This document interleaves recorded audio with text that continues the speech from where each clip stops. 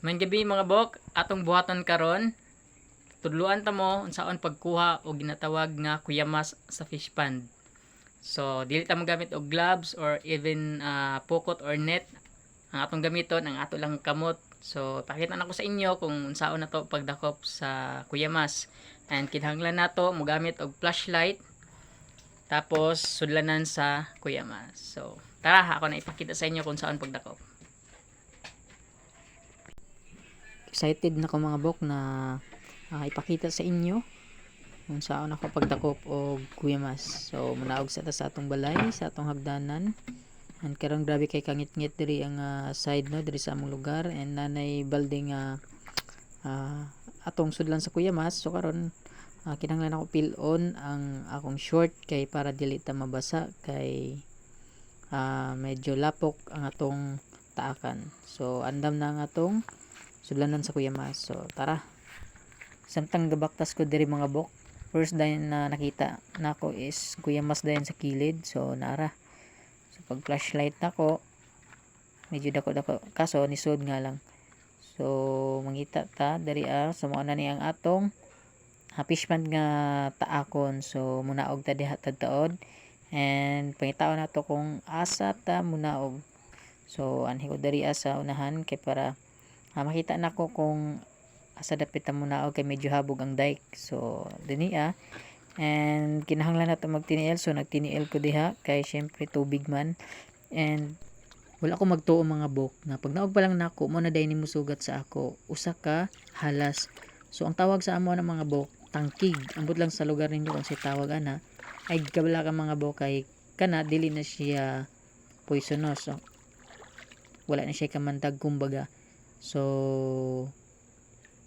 medyo dako-dako po siya no. Actually tagkabala ka ni nga time kay pag naog pa lang nato mo na din ni sugat.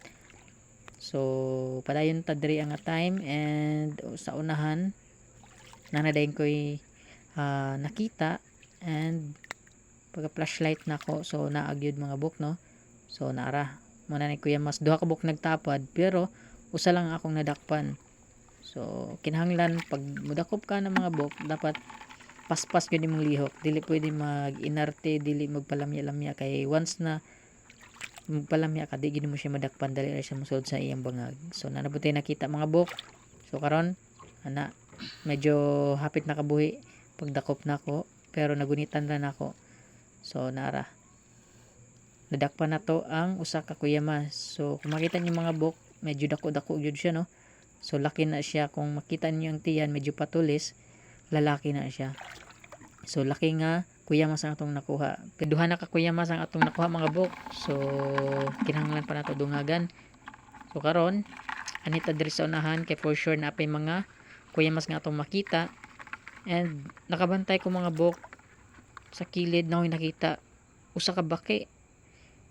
So lami gini siya adobohon mga bok no, pero ako lang siyang ipasagdan kay luoy man kay naong good.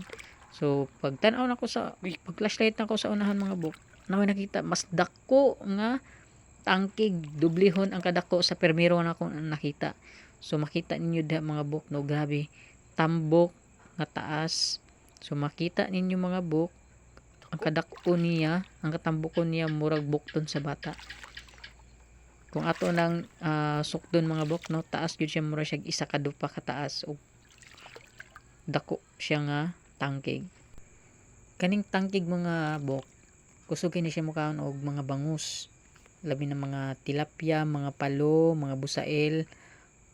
Kung unsay makita niya ng mga isda nga kaya niya kaunon, kusog kay na siya mo kaon mga bok. So makita niyo grabe kadako mga bok no, taas paspas kay siya mulangoy mga bok. So di na nato maapas, ako na siyang gisundan pero paspas yun siya mulangoy. So ang akong gibuhatan nga time, ako na siyang flashlightan kung asan siya dapit kay lisod na mga bok basin matamakan nato. Kay pag matamakan nato ng mga bok no, mupaak na bisan wala na ila mga bok, pero pag mupaak na mupilit ang iyang ngipon. Kay na experience na nako dati, gamay pa ko napaakan gud ko, nipilit ang iyang mga ngipon sa akong bukton.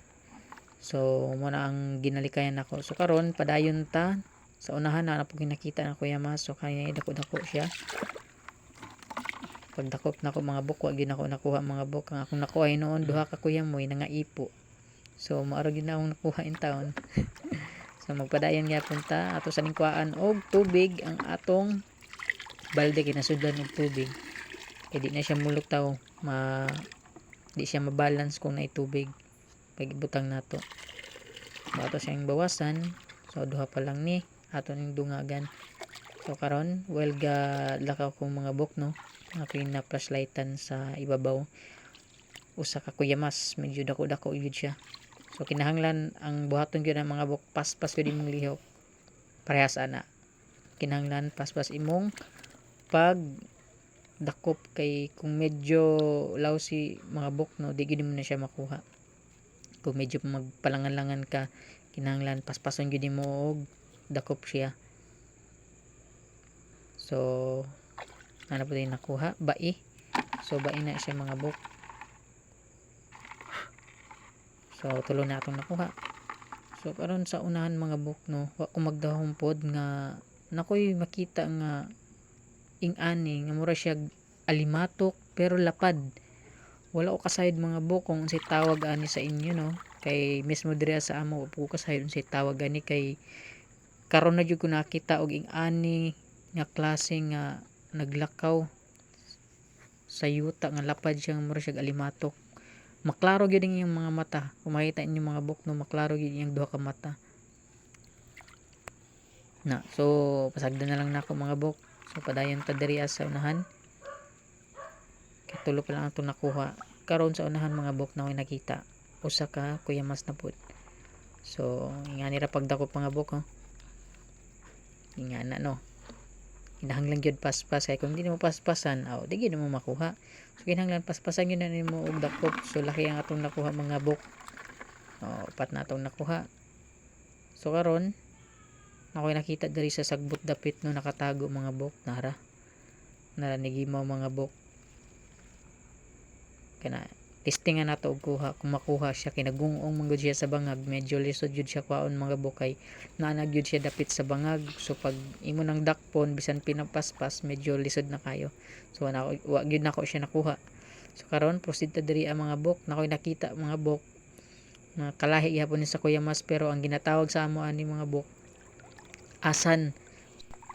Anhita sa unahan mga buhok. Try nato kung napabatay makita na kuyamas.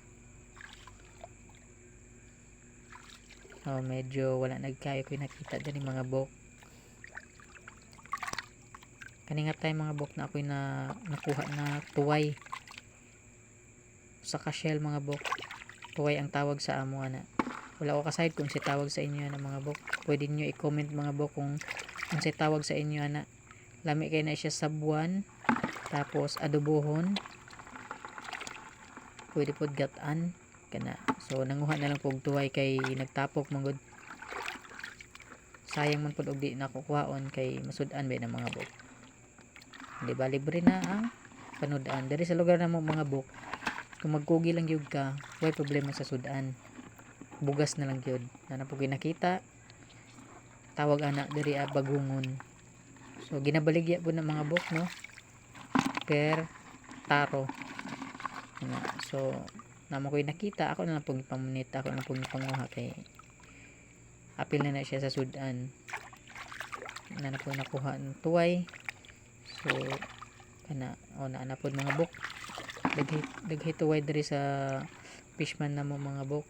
Na po yung mga bagungon. So kung kugihan lang gyud ka, kung panud-an lang ang atong hisgutan, di ito mawadan og panud-an diri ang sa among lugar. So na po ginakita ko yung mas mga buhok na ato siya sa tubigan. Na pagdakop na ko mga buhok, medyo gamay-gamay man siya. So ako na lang siyang gibuhian. Lalaki na ko yung mas, ako siyang gibuhian kay gamay pa man kayo. Na po ko nakita na bagungon. So daghan kay mga bagungon diri mga buhok oh. Tapos na po yung kuyamas mga buhok. So nga ni pagdakop mga buhok. Kinahanglan paspas gyud parehas ani.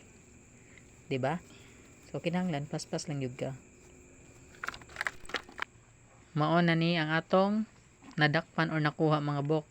5 ka kuyamas, mga tuway og bagungon. Paki-comment mga bok kung si tawag sa inyo ani kaning kuyamas, tuway ug bagungon. Salamat sa pagtan-aw sa akong video. God bless you all.